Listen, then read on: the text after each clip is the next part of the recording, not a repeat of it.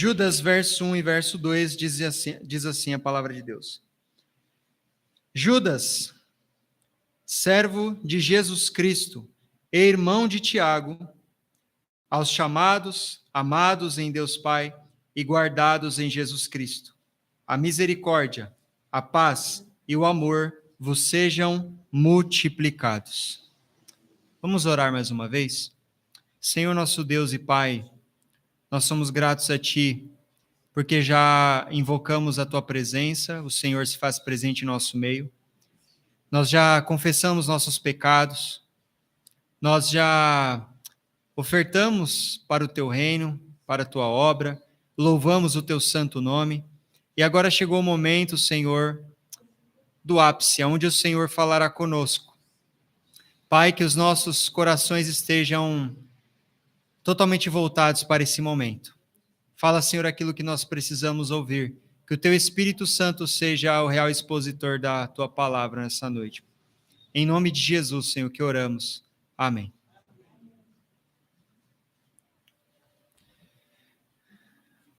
Nós vamos começar uma série de exposições no livro de Judas. E eu gostaria de começar falando hoje, nos versos 1 e 2, sobre o tema: tomando consciência de sua situação em Deus e de quem Ele é. Tomando consciência da sua situação em Deus e de quem Ele é. Por certo que uma das melhores maneiras para preservar a identidade do crente é lembrando da sua própria identidade, não é? Eu acredito que nós podemos, inclusive, cunhar esta frase: o entendimento de quem você é em Deus e quem Ele é para você te preservarão para que você não seja contaminado, certo? O entendimento de quem você é em Deus e quem Ele é para você vai te preservar para que você não se contamine. E é exatamente o que Judas faz ao começar a sua carta. A sua saudação começa dessa forma. Judas, aqui, é o irmão de Jesus, irmão de Tiago, o mesmo autor da epístola de Tiago. Tiago era irmão de Jesus, como a gente vê em Gálatas 1,19, né? E não vi outro dos apóstolos, senão Tiago, o irmão do Senhor. E Judas era irmão de Tiago, como nós vemos no início do texto. Portanto, Judas era também irmão de Jesus. Se Judas era irmão de Tiago, Tiago era irmão de Jesus, então Jesus era irmão de Judas, ou Judas irmão de Jesus. Confirma com isso também o texto de Mateus 13:55, que diz: não é este o filho do carpinteiro? Não se chama sua mãe Maria e seus irmãos Tiago, José, Simão e Judas? Sendo assim, nós temos aqui alguém que teve contato com Jesus e possivelmente foi convertido após a morte e ressurreição de Cristo.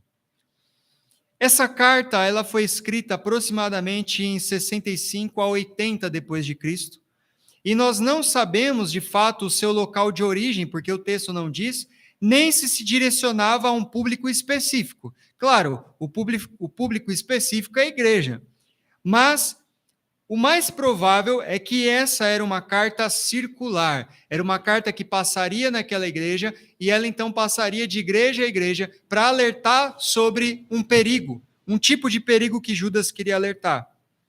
E devido ao seu uso do Antigo Testamento e da literatura judaica, se acredita que ele escreveu mais voltado para cristãos judeus. Tem também essa possibilidade, que aqui eram judeus cristãos. E como propósito da carta, nós podemos ver que Judas acaba mudando o propósito dela. Repare, Judas ele diz que ele iria discorrer sobre a comum salvação. É o verso 3 que nos diz isso. Amados, quando empregava toda a diligência escrever-vos acerca da nossa comum salvação, foi que me senti obrigado a corresponder-me convosco. Então ele muda o assunto da sua carta. Então, percebendo o perigo que cercava a igreja, ele quer apontar alguns ensinos dentro dessa carta para nós. Quais são os ensinos que Judas traz nesta carta? Fazendo um panorama para nós. Primeiro, ele quer trazer o ensino de quem a igreja é e Deus é para a igreja. A identidade. Por isso, a saudação. Em segundo lugar, ele quer mostrar para a igreja que a igreja deve batalhar pela fé. Em segundo lugar, ele quer denunciar os falsos mestres que usavam da liberdade cristã e a livre graça como licença para pecar. Em terceiro lugar, ele quer reforçar o julgamento de Deus sobre os ímpios. E em quarto lugar, ele quer exortar os irmãos a permanecerem firmes. A gente poderia dividir dessa forma essa carta. Então, na verdade, essa breve carta é um desafio para nós, quanto a nos opormos a todos os ensinos e práticas que professam ser cristãos, mas negam a essência da fé. Não somente nos opormos, mas refletirmos como nós temos andado. Então, qual é o propósito da carta de Judas? Ele vê um perigo e ele quer responder a esse perigo. Mas o interessante é que antes de responder o perigo, ele quer lembrar os irmãos de alguma coisa. Então, diante de tudo isso, nós podemos perguntar: o que Judas mostra para essa igreja primeiro? Antes de combater o ensino, o falso ensino, o que ele mostra para a igreja? Quer dizer, antes de falar para eles batalharem pela fé, o que Judas ensina? Primeiro, ele lembra os irmãos de quem eles são em Deus, a sua identidade. Portanto, nós temos como propósito aqui, nesses 2 versos, falar sobre algumas características que apontam a nossa identidade em Deus. Quais características? Primeiro, como servos. Segundo, como chamados e amados. E terceiro, guardados. E ao mesmo tempo, mais do que tudo isso, mais do que mostrar a identidade, é mostrar quem Deus é em meio a essa nossa identidade. Por isso, nosso tema, tomando consciência de sua situação em Deus e de quem Ele é. Antes de mais nada, vamos perceber, irmãos, que a própria saudação de Judas já contém um ensino para nós. Talvez nós possamos ler esses versos e entender que se trata apenas de uma saudação. A gente pode ler aqui, Judas está saudando a igreja, isso é normal. Na verdade, eu li as outras epístolas, outras cartas, eles sempre começam da mesma forma, sempre saudando os irmãos. Mas a gente pode perguntar, por que Judas saudou os irmãos usando tais adjetivos para qualificá-los? Por que ele fez isso? Ele poderia apenas ter dito aos irmãos, ou ele poderia ter dito à igreja, mas não. Ele usa alguns adjetivos aqui para falar com os irmãos. Em sua saudação, irmãos, é como se ele dissesse: antes de começar a combater o engano e alertar a vocês, vou reforçar brevemente a situação de vocês em Deus com esses adjetivos que eu acabei de falar. Não somente Judas faz isso nas suas saudações, mas nós podemos ver outros autores usando isso. Por exemplo, Paulo, em Colossenses 1, verso 1 e 2. Paulo, apóstolo de Cristo Jesus, por vontade de Deus, e o irmão Timóteo, aos santos e fiéis em Cristo, que se encontram em Colossos, graças e paz a vós outros da parte de Deus, nosso Pai. Mas Pedro também faz isso, em 1 de Pedro, capítulo 1, verso 2. Eleitos, segundo a presciência de Deus Pai, em santificação do Espírito, para a obediência e aspersão do sangue de Jesus Cristo, graça e paz vos sejam multiplicados. Só essas saudações já nos fazem refletir. Uma pergunta para nós. Qual foi a última vez que você parou para refletir numa saudação no início de uma carta na Bíblia? Qual foi a última vez que você leu uma saudação na Bíblia e passou batido nela? Está cumprimentando a igreja, né? Vamos para o conteúdo da carta, como que se a saudação não fosse um conteúdo. Então nós já vemos aqui um conteúdo. É interessante de como Judas começa demonstrando isso, utilizando a si mesmo como exemplo. Pois Judas, ele não cria em Jesus, e agora ele crê em Jesus. Porque quando você lê o Evangelho de João, capítulo 5, verso 5, o que diz lá? Diz assim, pois mesmo os seus irmãos criam nele. Se os seus irmãos não criam em Jesus, é porque Judas não cria. Mas em Atos, capítulo 1, verso 14, olha o que diz. Todos estes perseveravam unânimes em oração, com as mulheres, com Maria, mãe de Jesus, e com os irmãos dele. Então Judas estava lá. Posto isso, Judas nos aponta uma primeira característica na sua saudação para refletirmos. Qual é a primeira? Judas, servo de Jesus Cristo e irmão de Tiago. Se Judas é irmão de Jesus, você já parou para pensar, por que ele não diz Judas, irmão de Jesus, Tiago? Por que Judas não fala irmão de Jesus? Ele diz servo de Jesus e irmão de Tiago. Com isso, Judas está colocando uma prioridade. Eu acredito que ele esteja nos mostrando duas coisas. Primeiro é que, de forma implícita, ele está dizendo que foi salvo. É como se ele dissesse, eu não era servo de Jesus antes. Eu não seguia o mestre, mas agora eu sou. Esse que vos saúda agora foi alcançado pela graça. Isso nos aponta para o fato de que, antes de Jesus, também éramos servos, mas servos do pecado. A palavra servo aqui é doulos, que é a ideia de escravo, não é? Significa aquele que fazia o serviço mais sujo da casa.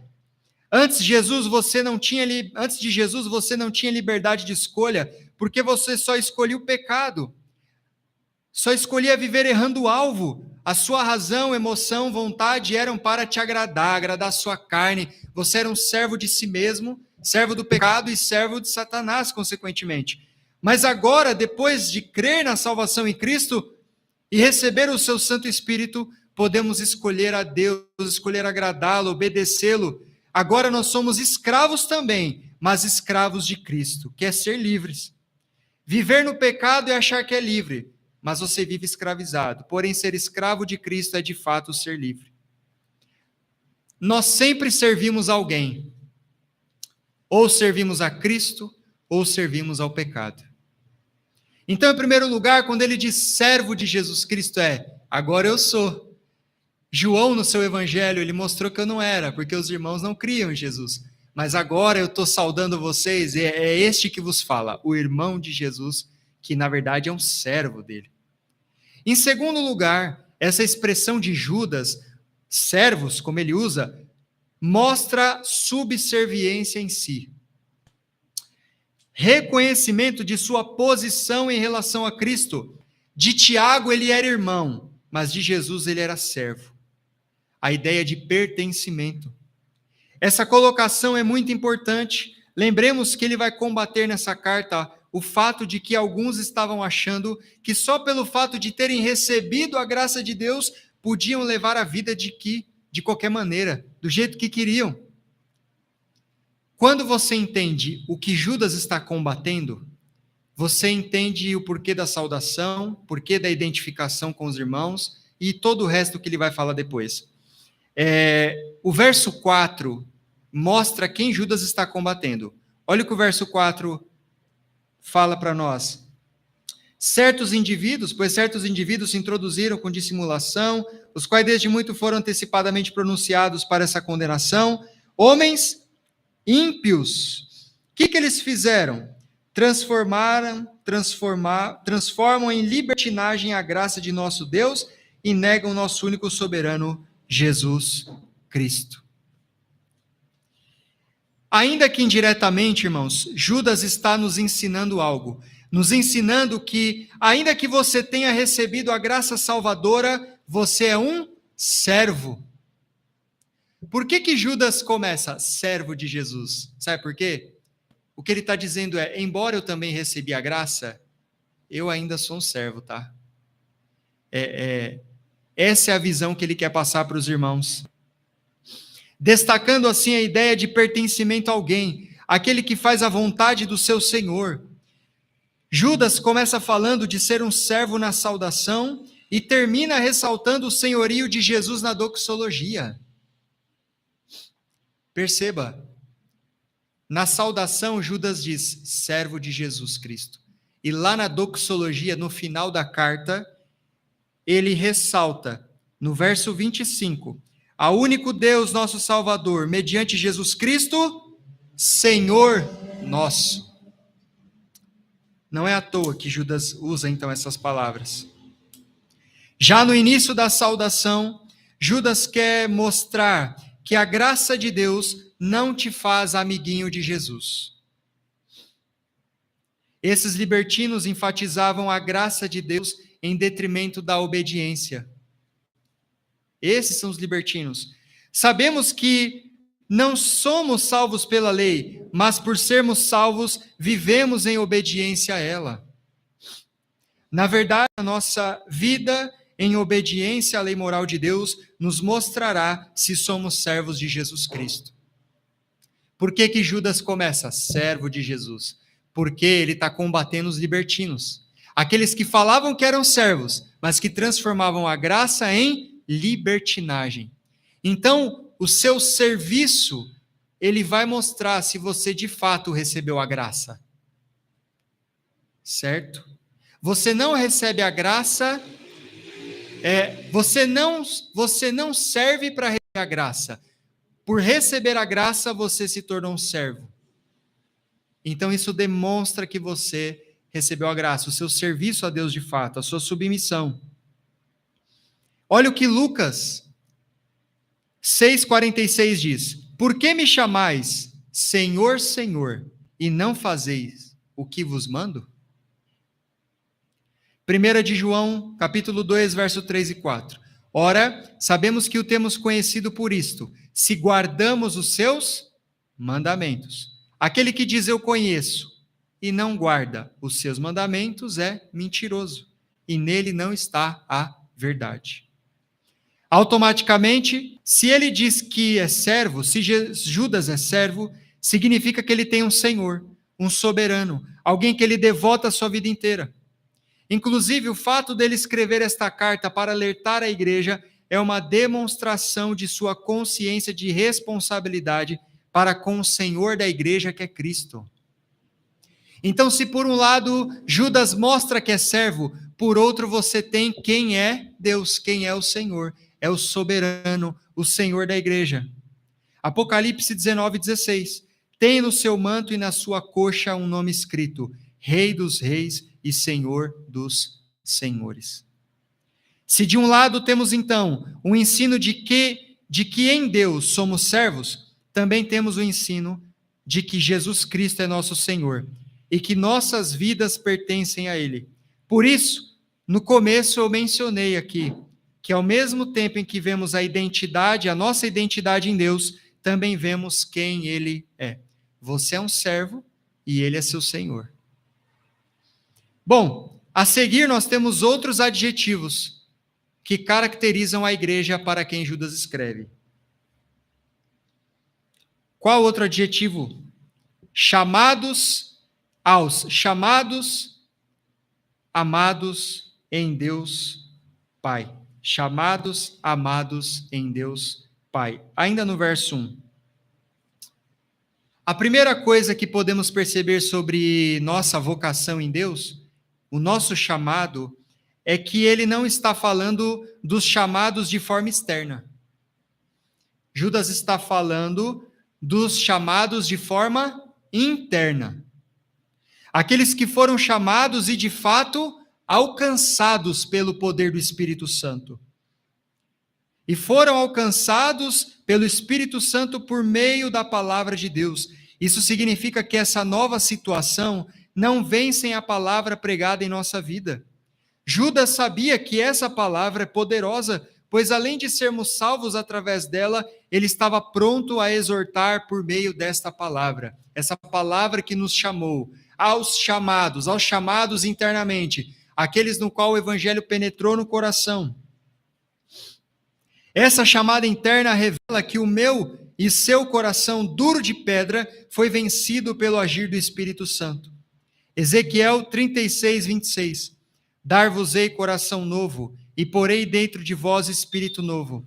Tirarei de vós o coração de pedra, e vos darei coração de carne. Foi isso que aconteceu com você, ao chamado internamente.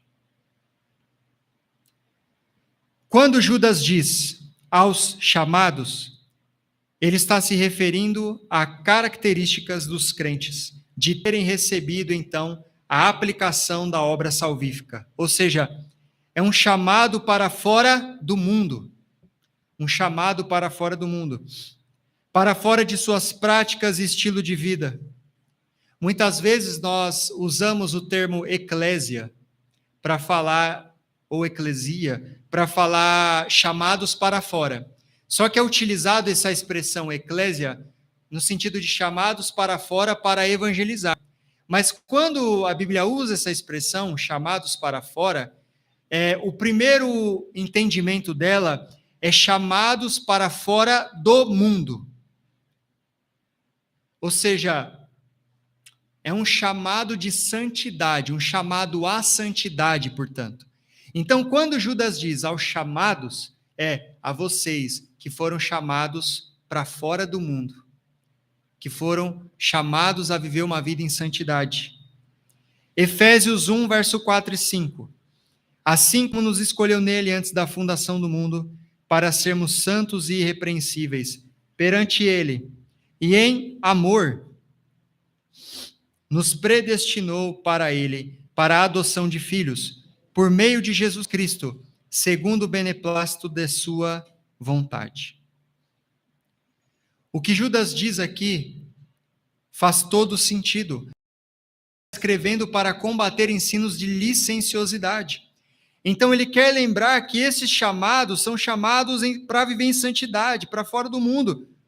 Deus nos tirou do mundo não para uma vida de licenciosidade, como esses libertinos, mas para a santidade.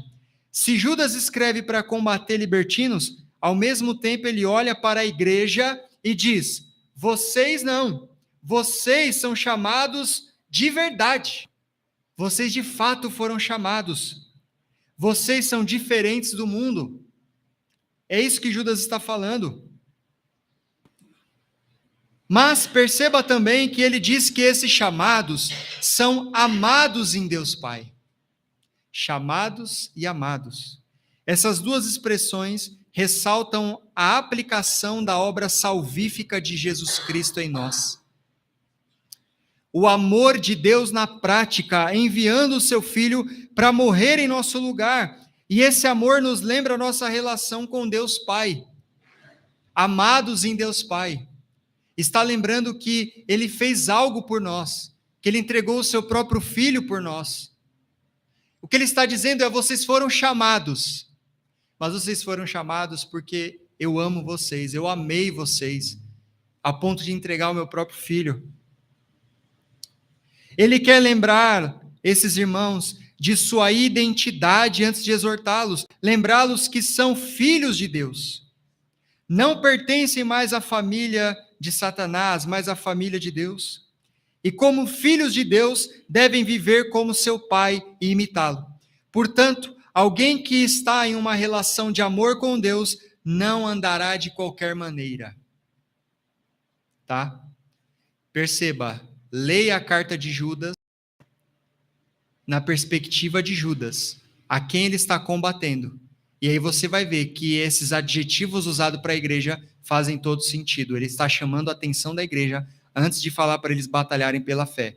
Ele está olhando para a igreja e dizendo: espera aí, eles estão ensinando mentiras e são libertinos. Mas a primeira coisa que eu falo na minha saudação é: vamos lembrar que a gente é servo, vamos lembrar que a gente é chamado, separado do mundo, e vamos lembrar que isso foi por meio do Filho.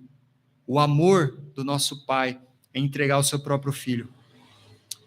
Só o fato de entender que sou alvo desse amor, isso já deveria me constranger à verdade de que pertenço a ele e lhe devo obediência.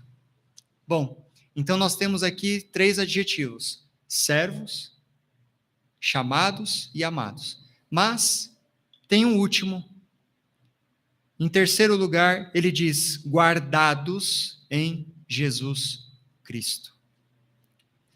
É interessante Judas reafirmar a nossa segurança em Cristo antes de começar a exortar os irmãos sobre o pecado da licenciosidade. Ou seja, de que a graça não dá licença para sair pecando, nem para sair chamando Jesus de amiguinho e fazendo dele que eu quero. Não, ele reafirma uma verdade. Ele mostra para nós que a visão distorcida de alguns sobre a graça de Deus não significa que a segurança em Deus não é verdade. Por causa de alguns que transformam a graça em libertinagem, não quer dizer que a gente não tem segurança de fato em Deus. Judas está lembrando, nós somos sim guardados em Cristo Jesus. Por causa de uma mentira ali que está se espalhando, por causa de alguns, a verdade não pode ficar em xeque. E ele confirma sobre a segurança da salvação em Cristo Jesus. João 10, 28 diz assim: eu lhes dou a vida eterna, jamais perecerão, e ninguém as arrebatará da minha mão. João 17, verso 9. É por eles que eu rogo, não rogo pelo mundo, mas por aqueles que me deste, porque são teus. A verdade que nós somos guardados em Deus Pai, a verdade que nós somos guardados em Jesus Cristo, é uma verdade em toda a Bíblia. A ideia de guardados aqui traz o sentido de manter alguém no estado em que ela está. Manter alguém no estado em que ela está. Ou seja, você foi chamado em amor, tornado servo, e Jesus te mantém nesse estado. E quando pensamos que Cristo nos mantém assim, isso aponta para um processo. O pastor fiel foi nesse processo te guardando, curando suas feridas, sendo o seu conselheiro, o seu consolador e te fazendo andar em santidade. Por isso que tem o outro lado da moeda, é o que ele fez em você e o que ele é fazendo em você. Você é guardado, mas a ideia é mais ênfase ainda naquele que te guarda, em quem ele é. Por isso, todas essas 3 palavras aqui, esses adjetivos, ou 4 adjetivos que vimos, são ações de Deus em nós. Você não foi em direção a ele, antes ele foi em direção a você. Você não quis se tornar um servo dele, ele te tornou um servo, fez você querer. Você não chamou ele primeiro, ele te chamou primeiro. Você não amou ele primeiro, ele te amou primeiro. Você não se guarda com sua própria força, ele guarda você. Portanto, o que Judas faz aqui, antes de exortar, é trazer o olhar da igreja para Deus, como que dizendo: vejam o que ele fez em vocês, prestem bem atenção do que eu estou chamando vocês, percebam que vocês, quem vocês são em Deus, e acima de tudo, percebam quem ele é, pois foi ele que fez isso em vocês, por meio do sacrifício de Cristo Jesus e a aplicação do Espírito Santo. Sendo assim, nesses 2 versos que nós lemos, poderíamos dizer que só o fato de Judas começar a sua saudação dessa forma já faz os irmãos refletirem sobre o que estava acontecendo na igreja. E que deveriam refletir sobre isso. Judas estava preparando o caminho, preparando o que ele iria dizer depois. E isso nós vamos ver, se Deus quiser, no próximo domingo. Ele se coloca como servo, e como mencionado, não é por acaso. Isso tem a ver conosco. Ele diz que a igreja foi chamada e amada por Deus Pai e guardada em Cristo. Nem chegamos ainda na parte da exortação em si, mas acredito que já podemos tirar algumas aplicações. 3 aplicações para nós. Primeiro, pare um pouco e reflita. Reflita nisso.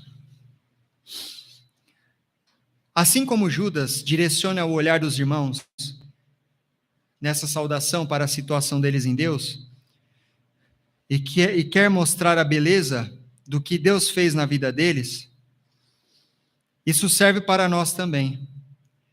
Esse entendimento deve nos levar a um sentimento de gratidão eterna. Pense nisso, reflita nisso. Em segundo lugar, se você é um servo chamado, amado e guardado em Cristo, antes de tomar atitudes, pense nisso. E reflita nisso e nas implicações que foram mencionadas. Se pergunte que ação você deve tomar, já que tem essa identidade. Quando você nasceu de novo, você recebeu um novo RG. Então, pense nas implicações da sua nova identidade em Deus Pai, o novo RG que você recebeu. Consequentemente, pensar sobre isso e viver com esse entendimento, embora nos dê segurança, não deve nos fazer ensimesmados. Ou seja, já que eu tenho tal identidade, esses benefícios estão na minha vida.